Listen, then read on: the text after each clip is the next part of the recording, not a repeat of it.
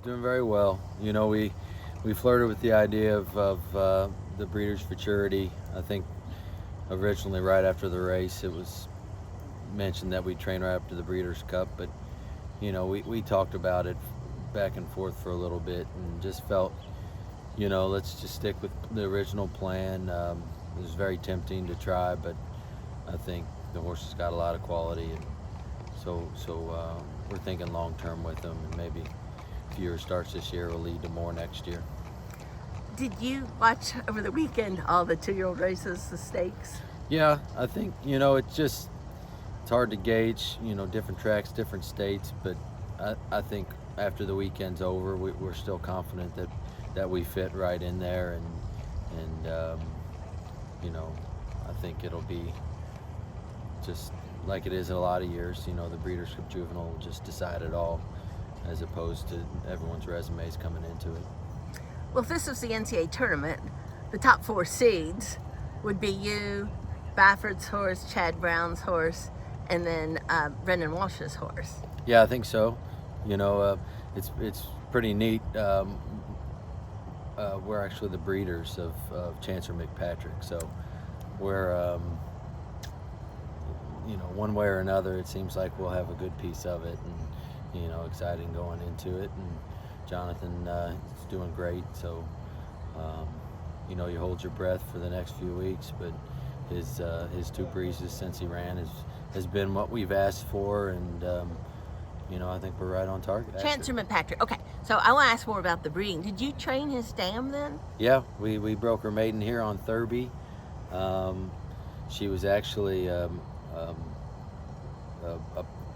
partnership that bred her out of a mare, Dream Empress, that Richard was a part of, that ran second in the Breeders' Cup Juvenile when it was poly track. So you know, he's got his hands on a lot of the lineage there, so it's pretty neat. We still have her as a broodmare down at Denali. She had a really nice Liam's Map colt that we decided to keep this year.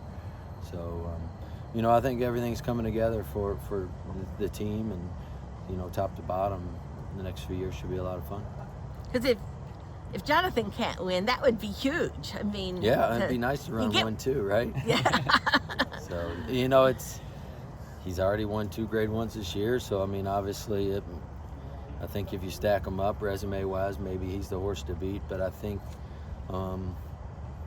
you know, you hate to lead too much into it, but maybe his running style will run into his way a little bit. But he hasn't done anything wrong yet. So, running styles, it looks like the leading contenders, we have some clear front runners. We have Chancellor McPatrick coming from behind. Where do you see Jonathan's way kind of fitting in the pack? You know, he's a kind horse, and I think everything he just from the outside with the Iroquois, he broke so well that, you know, high cruising speed, but the horse will rate. So I think it just depends on post, and then you work a plan from there. But you know, in his maiden, he was able to come from out of it, but obviously the caliber is going to be a little tougher. So you know, I think the key is just get away and get away well and find a good cruising speed. I think he'll hopefully handle the rest. How big an edge is it for Bafford? He's so strong at Del Mar, and you know, Santa Anita too, but Del Mar, and he's won the Juvenile a zillion times, and he won the American Pharaoh a zillion times. How much of an edge does he have, or does he? Well, I think the edge would be just he doesn't have to ship.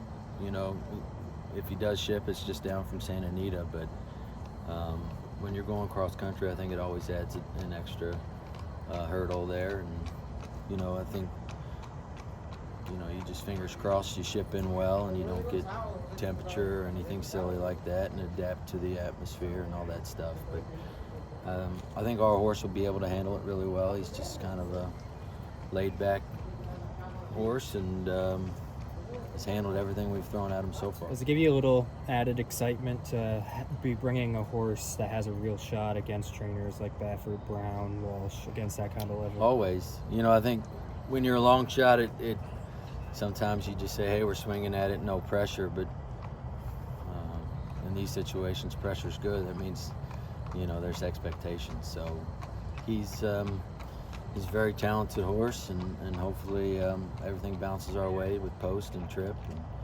the next few weeks, there's no bumps in the road, and we can come into this thing full of confidence. How did Richard acquire Dream Empress? You know, he was a partner in her. Then did he buy her at?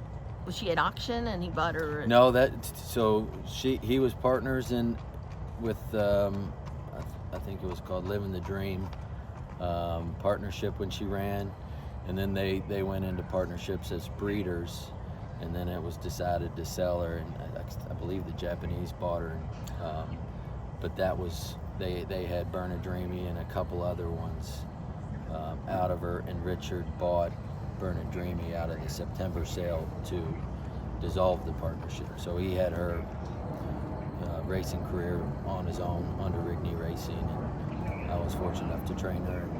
And then we took her to join the broodmare band, being a Bernardini and all that stuff. So, That's a whole, being a private trainer, that's a whole different sort of dimension than maybe some of your colleagues, in the fact that it's, you know, you're all part of the same team, whether it's the breeding end, whether it's the training end, and so it's neat, you know.